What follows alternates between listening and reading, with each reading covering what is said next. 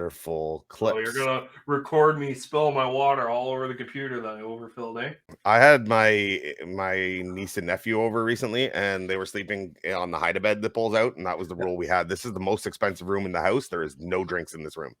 If I catch you with a drink in there, you're going to be hanging from my tow truck upside down. Hey, you break your own rule. Yeah, well, do as I say, not as I do. Should see it sitting at 114. Perfect. See her bobbing her head. See, yours says 114. Mine says 114 now. Yeah, we've figured this out. It's because your internet is like a day behind.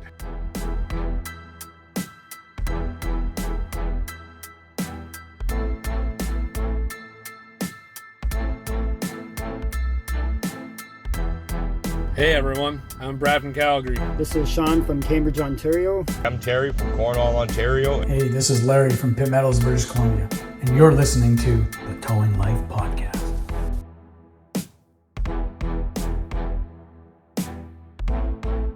Welcome to the Towing Life Podcast, where the ditches are deep, the trucks are loaded, but the drivers are not. I am your host, TowManG, and as usual, I'm joined by my co-host, friend, and former co-worker, the one chain wonder himself, the man with very strong opinions, PlainGuy. You use that term friend very lightly. Yeah, well, you're more so my business partner now, unfortunately. It is what it is. How you doing, G? How you been, buddy? Oh, I'm doing pretty good. Just finished building the girlfriend a fire pit outside, so we don't have to drive down into the camp to enjoy a nice fire. Nice. My question is the fire pit big enough to fit you? It's big enough to fit a skid and a half. So not quite you? Well, it depends. If I get curled up into a ball, I'll fit. Hey, you just dug your own grave, chum. I don't want to. I'm trying to warn you ahead of time. You may have just dug your own grave. Well, it's only about 6 inches deep, so it's pretty shallow. It's a good time to mention, guys, if you have any subjects, questions, comments, concerns, anything you would like covered on the show, feel free to reach out. I forgot to throw up the banner as usual. You can visit us at towinglife.ca. Email us at thetowinglife@gmail.com.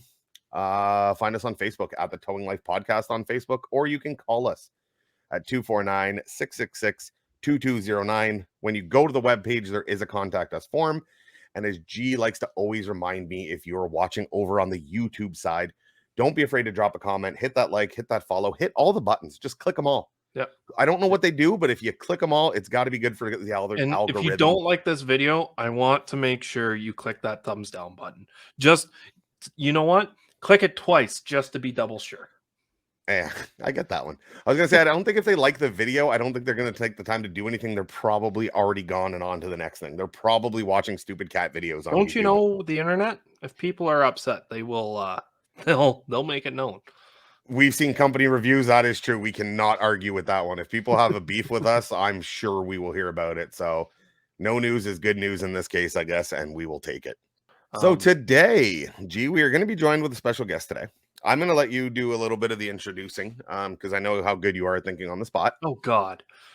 And and kind of tell us what we're in for today. So we've got a special guest lined up for you here. Her name's Meaghan. She is a tow wife. Actually, she's married to an operator. His name's Paul. She's got I'm pretty sure just one child and one on the way, so that's good. She is also the owner of Slow Down Move Over Canada, which is a non-for-profit. We'll get into more of that later. We had a nice conversation over the phone the other day, just trying to work out everything, what we're going to talk about today. So without further ado, here's Meaghan. Meaghan, how are you? Good. How about you? I'm not doing bad. I'm not doing bad. As you were sitting back in our green room laughing and up and down, I'm guessing the baby is crying. As we mentioned, you do have one child, I believe. Just the one child? I have two. I have a 4-year-old and a 1-year-old tomorrow, and I am pregnant with my third. And there he is. And he or she, the one that we hear in the background, she wants to be involved on the show. Yeah, I think so. She wants her opinion heard. She's just like the rest of us. So, as you were saying, you are the owner of a nonprofit called the Slow Down Move Over Canada. Tell us a little bit what it is. What's it about? Our organization was actually Paul's idea, and I made it happen. We just want to make awareness of slow down, move over laws and also maybe perhaps educate the public, especially like in schools, general public, and yeah, that's pretty much what our goals is. Okay, so to kind of reach out to the public, make them aware, because that is a big thing, right? More and more, the law is new enough considering, right? The slow down, move over always applied, but it never applied to tow trucks until Ontario was what, 3 to 5 years ago. I think so, yeah. I want to say About around that. yeah. About that. So any way that we can raise awareness for something that could ultimately save our lives, and with your husband being a tow operator as well, obviously it's a subject that hits close to home. Yes, it does hit close to home. My uncle was a tow truck operator for over 40 years before he passed away just a couple of years ago. Okay. Yeah. Well, so on behalf of both of us, sorry for your loss. Yeah. And yeah, if we can, anytime we can raise it, so anytime we can raise the awareness, it's a good thing. No, Yes. when we were talking on the phone, you told me that you're the get it done type of person. Now, getting it done, what are you doing actively to better your non-for-profit here? Well, we're hoping to create a coloring book for children and have a little booklet or like a package we can send home to schools and stuff. We are actually coming up with characters called Freddie the Flatbed and Tommy the Tow Truck. My other half made up these different names, and That's awesome. we got a animator actually doing it right now as we speak. And we're going to have like little in the coloring book, they're going to be first responder vehicles such as roadside assistance, those mechanical solution trucks, the roadside mechanics. We're going to have firefighters, ambulances, police, obviously tow trucks, and so that we can put that in there. And we're going to have vinyls to put on your vehicle as well. And inside the booklet, we're also going to have the slow down, move over laws so that the parents can read it, the children can educate about it. So nice. I think that's great to get it into the children, right? Like the more you can get it in earlier and it's fun. I do have a question. Is the coloring book only for children? Because I like to color. Why can't I have it? Why is this only for children? it's for adults and children and youth. So anybody can color in it. Perfect. Okay, I want to make sure I got to find a way to get my hands on one of these coloring books when they. I just can't draw within the lines, but I would like one too. He can't drive within the lines and he can't draw within the lines. Wow. He's in for a rough time with the coloring book. No, that is awesome. I think it is very important, like we said too, educate earlier on, right? Let's be honest. Most drivers that are 40, 50, 60 years old have had their licenses since before tow trucks were a thing. And just you can't teach old dogs new tricks. You can try and raise awareness the best you can. Grassroots organizations, grassroots awareness like this, bringing it right into the kids. Hey, mommy, that's a tow truck. We're supposed to move over. Is I think a great idea that I'm surprised nobody's thought of sooner. Yeah. It's like one of my coworkers, he actually does a motorcycle game with his kids. So every time they would see a motorcycle, whoever saw it first would get a quarter once the trip is done. Right. So if we can get into the kids, they'll be like, oh, well, maybe we can get parents to start doing those types of games with kids and make sure that they're moving over and stuff like that. How have you seen, like, I don't know how much you've gone out, Meaghan, with Paul, or even if you can speak for Paul in this, how much have you seen the slow down, move over law start to make a change? And what I mean by that is I've been off the 401 I was gone for about 5-6 years, came back working the 401, and I've noticed an improvement. Now, there's still work to be done, but I have noticed improvement. Are you guys seeing that same thing? I've noticed improvement, definitely. I've seen actually people slow right down, like down to 60 and over in the other lane and crawling going by. But there's definitely room for improvements. For example, my other half almost got hit by a transport only within inches, and the guy was actually on his cell phone. Of course. Yeah, that's a story we hear all too often, right? We have been fairly, I want to say, lucky in the sense that we're not seeing weekly or daily occurrences of tow trucks being hit. But I know just this year, right, in Ottawa, we lost an operator in the wintertime. He was hit by a snowplow of all things. The things that we would expect would be looking out for us. But no matter the fact, I don't want to put any blame on anybody. It's a tragic incident. I know down our way, we recently had an operator that his truck was hit. He was okay. He jumped over the guardrail. That was a couple months ago. He's still sore from it now. Luckily it was, a story of tow truck driver, truck hit, not operator killed on the scene. So anything we can do to keep helping promote this. Another question, and this is a good one, is that do you feel that people are moving over because there's a law involved, or because they're, what I mean? They're actually decent people? Because to me, it involves being a decent person to move over, right? There shouldn't need to be a law for this. I think because they enforce the law, I notice a lot more people moving over than before. So it's starting to work, but not enough is being done. I think it's a lot of monkey see, monkey do, too. Yeah. Like whenever I'm working on the highway or even driving down the highway, a lot of times it's the trucks, like the big transports and whatnot. Yeah. You'll see one of those move over and slow right down, and a lot of people will follow it. Right. And even if one person gets over, then hopefully 2 or 3 people behind them will get over as well. It's like putting your shopping cart away when the parking lot's empty. How many people are actually going to do it? Well, that's it. The shopping cart theory, right? The shopping cart, I can't remember what they call it, is the theory of judge of character. Yeah. And there's no law against not putting a shopping cart back. Yeah. And it's not a hard job to do. If you do it, it is because you're doing it for the sake of just helping society out in this sense. Slow down, move over, again, shouldn't require a law, but a lot of it is the same thing, right? People are only moving over because they're worried about getting a ticket. It's like, well, you know what I mean? Like, how about worried about the guy? You ever notice you put a pylon out and they're afraid to hit the pylon? But if you don't put the pylon out, they'll hug you to inches. And it's like, what is your, you know what I mean? You'd like to think of what their thought process is going through their head. I think a lot of it personally is that when they're driving at 100 and they see you, they feel that they're in enough control that they can move over and maybe hug the center line or not. We see that a lot where that's not even a thing. And not be at risk to hurting us. Are kind of go, oh, well, what's the worst that's going to happen? Well, the worst that's going to happen is your tow operator can trip. He can turn suddenly. Like we are trained to constantly be looking at traffic, but there is times when you're going up there to either hook a hook on, putting a wheel strap, your attention gets taken away for that split second. We need to be able to trust that the public is not going to be right on us in case of stuff going wrong. That's awesome, everything that you're doing with the kids. And then you guys are also doing an event coming up this June, of what I understand. There's a Light It Up. It's your 2nd annual year. The Light It Up and Parade out in Lansdowne, Ontario. Tell us a bit about it, and how did year 1 go? It didn't go so good. We were initially supposed to have it again in Knockway, but we didn't have the support from the town. So we got an invite from the Lansdowne Fairgrounds. Dean Garrett came forward and asked, hey, do you mind coming over here? We'd like to host. It's free, free of charge. We're not charging you for anything. Bring it on out here. And unfortunately, I guess all the messages didn't get out in time, but we had a bunch of our friends around and celebrating life and talking and talking about the towing industry and stuff. So it was all right.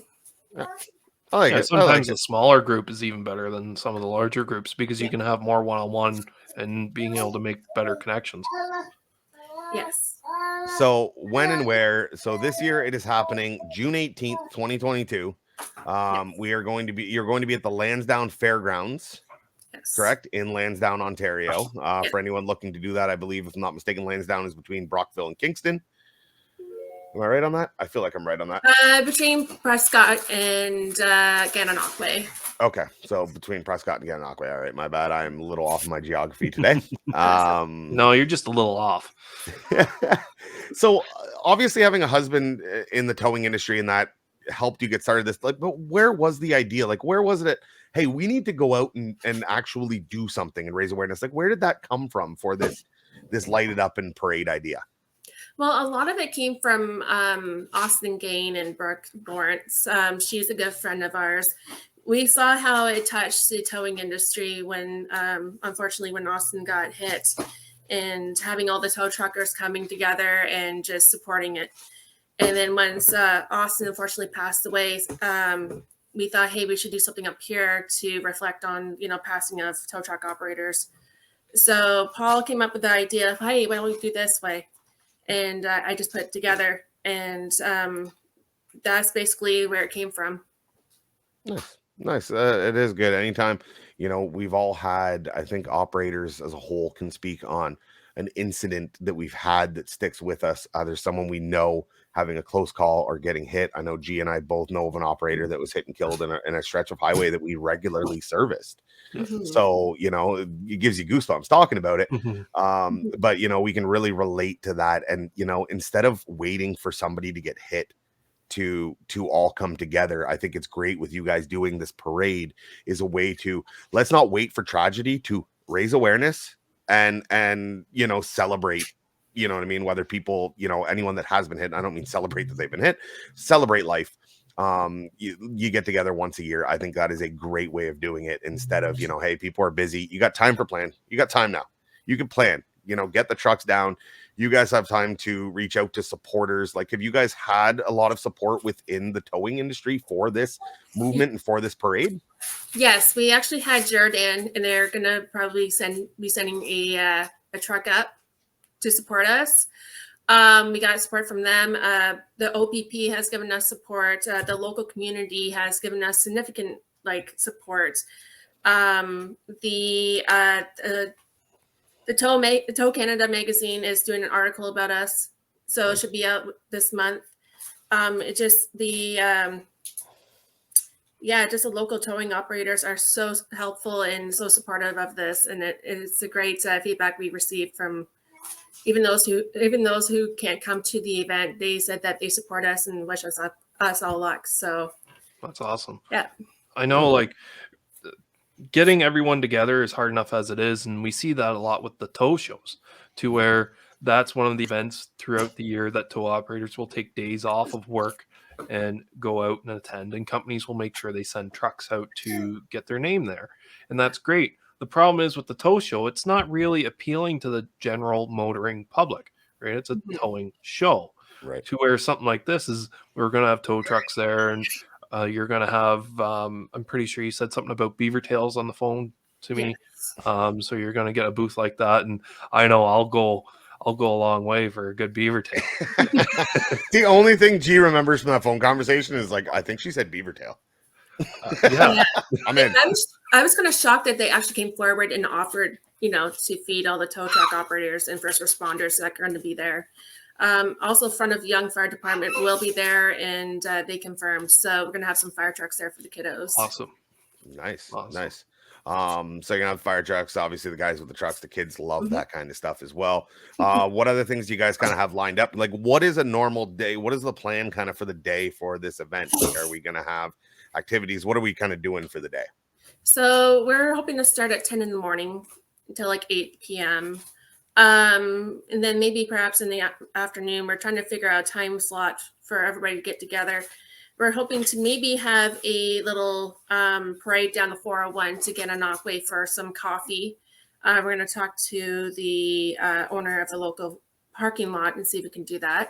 Right. If not, we're going to go through around town. Like last year, we've had a lot of people come up and wave at us, and some of us have like slow down, move over stickers on their vehicles for awareness. Right. And then at dusk time, we're hoping to have light it up.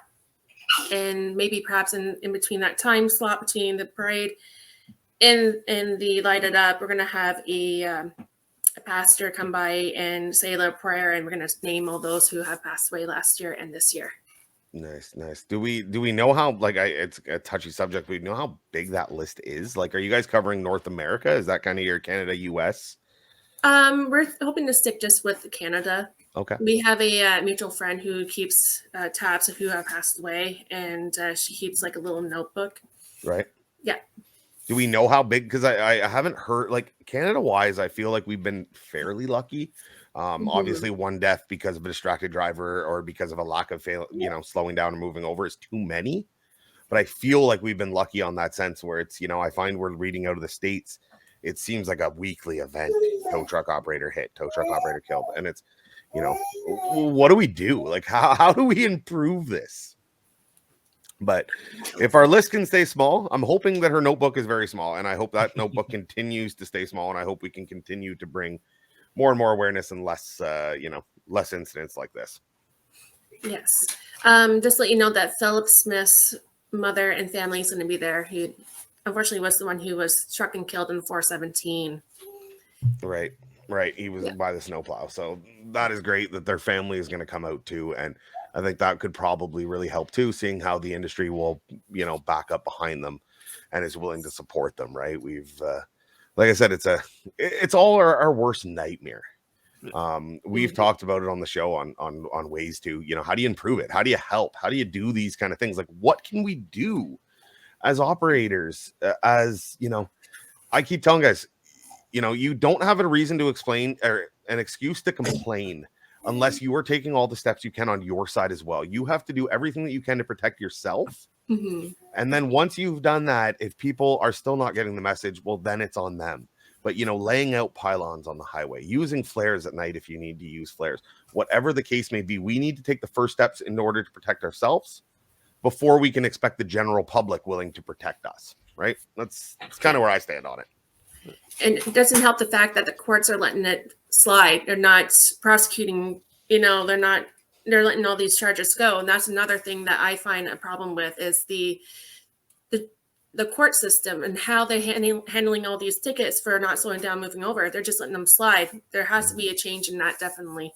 Absolutely. The change starts from every level, right? There's not a level of this, whether it comes from the operator, whether it comes from the enforcement agency, or whether it comes from the government, that can't do that, is a perfect system right now that doesn't need to be improved, right? Mm-hmm. Every level of this, and that's what we're trying to do. We're trying to slowly bring it up to a more respectable level, right? One death, like we said, is too many. Like normally whenever there is a tower's funeral, it's a big thing, and I've seen TV crews there on some of those funerals as well. And as crappy as the situation is at the time, it's nice to get that out there, because then it's on people's minds, it's on their local news, it's online. And normally the underlying message throughout all of that is slowing down and moving over. So having an event like this where we are celebrating the life of these towers that have unfortunately passed away, it's still better without having an actual funeral to get the same type of branding out there and message.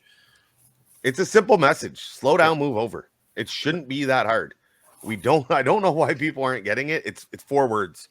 It's 4 words, and it's a body standing on the side of the highway. Like, how hard can this possibly be? I think we are losing some traction to where people are starting to think that they need to pull over. I've seen firsthand people pulling over for tow trucks driving down the road with their lights on, which they do not need to behind do. them, like while they're towing with the vehicle. Yeah, like I've seen it oncoming traffic. I've had an operator driving down the road with all their beacon lights flashing, like whatever, and vehicles oncoming and just pulling over for them, which I don't think is right. We're not first responders. But the actual slow down, move over, I actually did an ad before for one of the companies that I worked for. And at the end, the editor put slow down, pull over. And we actually made them change that to slow down, move over, because the pull over and move over are 2 completely different things. Well, and a lot of that we see too, right? There's a reason it's slow down and move over. Right? It's slow down, move over. So it's slow down to a rate of 60 kilometers an hour or the posted speed limit, whichever is lower, and move over if safe to do so. That is important because you talk about the moving over. What I've seen a lot on the highways is people making dangerous lane changes, which is putting more at risk, because if there's a secondary accident behind you at moving speed, things are going to get ugly quick. So if you can't move over, and there's times that you can't, we get it. Traffic doesn't let you in, whatever the case is. Slow down to a reasonable pace. That is the slow down. If you can, please move over. Give the operators the room on the side of the road. Unfortunately, everyone listening to this show, for the most part, is tow operators. So you guys all know this already. Or if you're an active listener, you've listened to multiple of our episodes, and we've probably drilled it into your head by now. But one thing I personally do is whenever I see a vehicle coming down the road at me when I'm working on the side of the road, if I noticeably see them slowing down, moving over, I give them a little wave, like, hey, thanks, man. I notice them for doing what they should really do. And I think that's also helping as well. And if they don't, I swing a chain around in my hand. I have done it more than once, right? I've actually stepped out into traffic and stared them down. Yeah, like sitting there, I'm gonna move the arm over, watching them to make sure, because stepping out into traffic is not doing anything to protect No, like yourself. If eye we're complaining contact with driver and taking a step over that white line. And actually showing flashlights in people's eyes, like just brief, like flash, like move over. Yeah, And- just enough to kind of see if they're paying attention. That's also a scary And I- one to me because it's like, where'd that come from? And when they move over, I just wave at them saying thank you. Yeah, no, I've noticed if you have a chain in your hand, if you have anything in your hand, honestly, people tend to want to move over more because it's the whole thing we talked about with the pylon. They don't want to hit the pylon because they don't want to hurt their car. Listen, I'm a big lad. I'm going to hurt your car if you hit me. Yeah. Never mind my health. Your car is going to have more than a small dent in the bumper if you happen to hit me on the side of the road. So do me a favor. Do your car a favor. These people Just just don't get know. over it. I've hit pylons doing 80. I've hit pylons doing 40. They normally fold pretty good, and I've never had a mark left on my truck. I've never hit a person, but I can only assume it's going to be a lot worse than a pylon. Absolutely. All right, Meaghan. Well, it is awesome that you were able to join us to talk about this show, talk about this parade and everything. So a reminder to everybody, the June 18th in Lansdowne, Ontario. If you can make it, be sure you can find them on Facebook at SDMO Canada. We'll bring you to the Facebook page. We'll also link it in the video and all that good stuff, and we'll have it all there for you. We appreciate what you're doing, Meaghan. I think it is a great cause. Keep up the work with the children, especially. I think, teaching them at the grassroots level is very important. And keep doing what you're doing. And any way that people want to, is there anything people can do to support, if other than attend? Do you have a way that they can reach out to find you guys, message the group? How do you want them to get a hold of you? You can always message the group. Like if anybody has any questions, they're more welcome to join. It's an open group, and if anybody wants any like help understanding SDMO laws, whatever, more than welcome to message, and at least one of the tow operators on there will be happy to answer. Perfect. All right, Meaghan, well, thank you once again for coming out. And we hopefully, I'm going to look at my schedule, see what we can do, and hopefully we will see you in June. I hope so. Thanks again for allowing me to be on your show. Appreciate it. No problem at all. Take care. Yeah, you too. Perfect. So that is quite the thing that they have going on there, G. I think that is a great idea. Who wouldn't be, who doesn't want to help raise awareness best that they can? Yeah, anything we can do to help better the industry and help increase our chances of coming home every night, I think is good all around. There's times my wife tells you that she'd probably like to decrease those chances. Being in the doghouse. Selfish of her, don't you think? It is. Again, don't make me a statistic. Bad enough I'll be a statistic of divorce. I don't need to be one of being hit by this on the side of the highway. I'm already a number through these roadsides. I don't need to be another number for these other articles. I don't know what you're talking about. Those roadsides know you by first name and respect every opinion you have on the industry. Oh, yeah. I'm sure they do. Let's not get into shitting on roadsides, G. We've done a very good job of avoiding roadsides for a long time. Speaking of which, have you seen these rates that roadsides are coming out with again? I know we talked about it a couple weeks ago. I think it's getting worse. I actually just saw an unlock that was 40 miles away from someone paying $28 and some odd cents American. 40 miles is a lot. Yeah, that's like 60 kilometers. 62. No, 30 is 50. Yeah, okay, maybe. Close. Maybe 62. 30 is 50. I know that because of the speed limits. That's the only reason I know the distance. Driving an American truck, are you? What? Driving an American truck, are you? I do have, we do have a couple American trucks in the fleet, and so when you look down at that speedometer and it says 100, you go, oh, wrong 100. I've gone past going back to the future at this rate. Turn up the flux capacitor. Let's go. So no, Meaghan's doing an awesome thing down at the slow down, move over, the lighted up and parade. Guys, be sure to check it out. Yeah. Hey, getting back to G, have you seen our merchandise? Did you know we have merchandise, G? Yeah, I was actually going to say something because you didn't talk about it at the beginning. I forgot about the merchandise. Speaking of that wonderful little article that we read, and we will touch that on next week and in social media. There's your I'm Sexy and I Tow It t-shirts. We have the tow truck operator hourly rate mug. It's available on t-shirt, hoodie. We've started adding more and more. Our plan is to add at least 1 or 2 designs every month. So keep an eye out for that, guys. You can head over to the towinglife.ca. There is a shop now button. It'll bring you right to our online store, hosted through a third-party company. From there, you can order all of your stuff. G, have you ordered anything yet? No, I have not. I ordered a couple. I ordered the tow truck operator hourly rate t-shirts today. Oh, okay. I think I might have to get one of those mugs. I got one for you. One for you. And then, you know, God knows we love to shit on Dispatch. Dispatch are truly the backbone, but get none of the recognition. So if you want to recognize your dispatcher, if you are a dispatcher, head on over to the store. There's the great mugs and hoodies and t-shirts. Dispatch, it's like towing, but smarter. I don't know about that. I figured you wouldn't agree with that one, but what are you going to do? I think they have a heck of a job, and I think our job is physically demanding. I think they are mentally demanding. Have you ever sat in that chair for a day? No. Then you can't shit on a dispatcher. I've mobile dispatch, so I've done both. It's not the same. It's kind of the same, but it's not I've the same. seen really good dispatchers, and I've seen some pretty piss poor dispatchers. I think it's a big mentality thing, just like anyone. I was going to say, I've seen operators that are the same way, so I don't think dispatch has anything to do with it.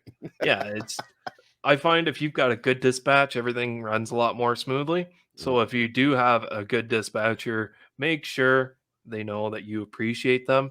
In between all the sweet nothings you're yelling at them, like "fuck you, Tim." Like anything like God, that. there's Just only make sure like they actually know that it's coming from the heart and not a spiteful place. Poor Timmy. God, that is such an inside baseball. Nobody here listening, I don't think anyone listening knows that reference. And we will keep it that way. We will not give you a backstory on it. I think it adds to the mystique and the intrigue. But absolutely, I'm with you on Timmy. I'm pretty sure in one of the previous episodes we've actually given them a bit of a backstory. Well, then make them go back and listen to it. Okay, I'm not giving it away for free. 38 other episodes to figure it out. That's your homework, kids. That's your homework. First person that gets the reference, honestly, and sends us a page or a message through Facebook will get, I don't know, my approval. In case you are so deeply searching for approval, I will give you my approval if you remember. That's hard to get. That's a hot commodity. The wife doesn't even get that all the time. She's got a moment. The dog gets my approval. Yes. That's the dogs dog have that ability, you know. The dog's the only one in my family that instantly gets my approval no matter what happens. If she smashes your lamp, does she still get your approval? Sure. The dog, oh yeah, if she breaks my Colin bobblehead, she might lose my approval. That's Didn't for sure. Your wife break that already though? My wife already did break it, yes. So that's where she lost my approval and my respect. Anyways, I hope she doesn't watch this. She doesn't, but I don't know if she's home or not and can hear me right now. Oh boy. So that being said, guys, remember June 18th in Lansdowne, Ontario, the Lighted Up Parade for Slow Down, Move Over. Head on over, find them at SDMO Canada on Facebook, and be sure to reach out. With that being said, G, why don't you go ahead and take us on out? It's been a pleasure being here. I want to thank our guest Meaghan for coming on again. Once again, I just want to reiterate, it seems like a really good cause, and I'm going to do everything I can to show my support personally to that cause and try to be there, as I think PlainGuy is as well. With that being said, we'll catch you next Tuesday. Toodles. See ya.